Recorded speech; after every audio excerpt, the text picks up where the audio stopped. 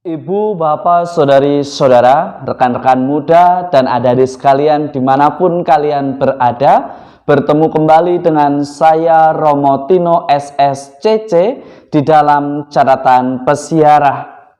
Dalam lembaran kehidupan kita, hendaknya kita senantiasa menjalaninya dengan penuh sukacita. Jika kita merasa sakit atau susah, berikanlah rasa sakit dan susah itu kepada Tuhan. Dan biarkanlah kesusahan dan juga sakit itu menjadi alatnya untuk memuliakan dan membesarkan namanya di dalam persiarahan hidup kita. Sebelum kita mendengarkan permenungan dari catatan pesiarah, marilah kita membuat tanda kemenangan Kristus. Dalam nama Bapa dan Putera dan Roh Kudus. Amin.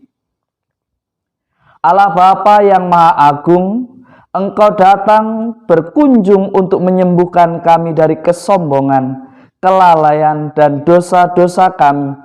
Melalui Yesus Kristus Putramu terkasih, semoga berkat teladan kasih-Nya, kami Kau mampukan untuk berkorban bagi sesama kami, terutama yang kecil, lemah, miskin, tersingkir, dan difabel. Demi Kristus Tuhan dan pengantara kami. Amin. Ibu, bapak, saudari-saudara, rekan-rekan muda, dan adik-adik sekalian yang terkasih, seringkali di dalam perjalanan persiaran hidup kita mengalami yang namanya sakit dan juga derita. Tetapi beranikah kita mempersembahkan segala derita dan sakit kita agar dijadikan sebagai alatnya untuk memuliakan Tuhan? Karena Tuhan tidak pernah memberikan sesuatu di dalam persiaran hidup kita sia-sia. Dalam surat Rasul Paulus kepada jemaat di Roma, kita diingatkan melalui sharing pengalaman imannya. Paulus membagikan kekhawatiran terhadap pribadi atau orang beriman yang merasa memiliki iman kepada Allah dan mengenal Tuhan kita, tetapi tidak menyadari kehadiran Sang Penyelamat yang diutus untuk hadir di tengah-tengah kita. Bahkan Paulus menjadi begitu khawatir dengan orang-orang yang terpilih, orang-orang yang terpanggil secara khusus.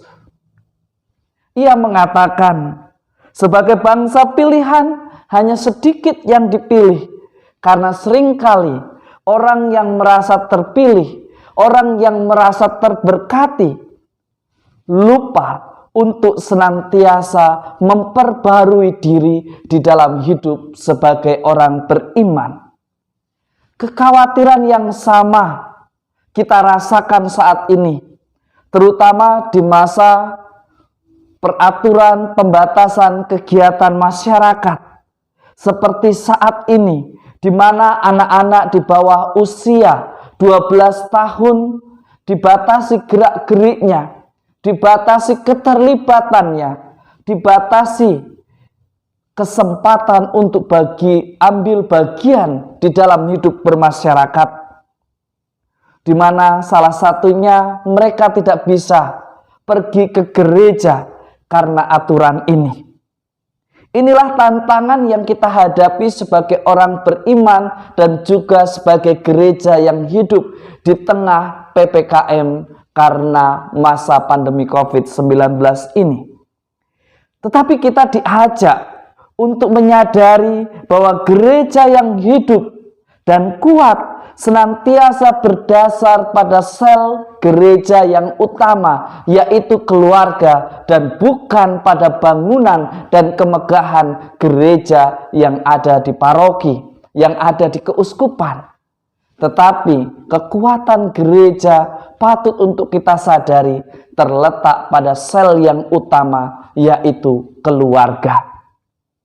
Paulus mengajak Anda dan saya serta kita semua untuk menghadirkan dan melibatkan Tuhan di dalam keluarga, komunitas, dan masyarakat di mana kita tinggal. Sebagaimana yang Yesus ajarkan dalam Injil Lukas hari ini. Yesus menantang Anda dan saya serta kita semua untuk senantiasa mau dan berani memberikan makna baru sebagaimana yang Yesus berikan lewat aksinya pada hari Sabat menyembuhkan orang yang sakit. Ia memberikan makna baru, yaitu cinta kasih, bela rasa, dan solidaritas. Yesus mengajak Anda dan saya serta kita semua untuk selalu berbuat baik, berbagi kasih, menghidupkan semangat doa di dalam keluarga, dan saling tolong-menolong serta tetap memperhatikan ketentuan dari peraturan pembatasan kegiatan masyarakat. Perbuatan baik tidak harus melanggar. Perbuatan baik tidak harus begitu ketat dengan sebuah aturan. Kalau itu demi nyawa dan martabat manusia. Tetapi jangan sampai sebagai orang beriman kita menutup mata, menutup hati kita, menutup telinga kita untuk mendengar persoalan yang ada di sekitar kita dan bersembunyi di balik peraturan pembatasan kegiatan bermasyarakat. Padahal kita mampu untuk melakukannya, padahal kita mampu untuk membantunya. Perlu kita sadari bahwa gerakan saling menolong, gerakan untuk berbela rasa, gerakan untuk mendasarkan hidup pada kasih nyata adalah tuntutan dan keutamaan sebagai orang beriman yang mengaku diri sebagai murid Kristus. Kita adalah gereja yang hidup. Hendaknya di dalam perjalanan hidup kita mewartakan kasih Allah tanpa harus mengacaukan apa yang sudah baik, tanpa harus menjadi provokator. Mari kita menjadi pribadi yang berani bersaksi, menginspirasi, dan memberikan solusi. Semoga berkat Tuhan senantiasa melindungi dan memberkati kita semua dalam nama Bapa dan Putera dan Roh Kudus. Amin. Ibu, bapak, saudari-saudara, rekan-rekan muda, dan adik-adik sekalian yang terkasih.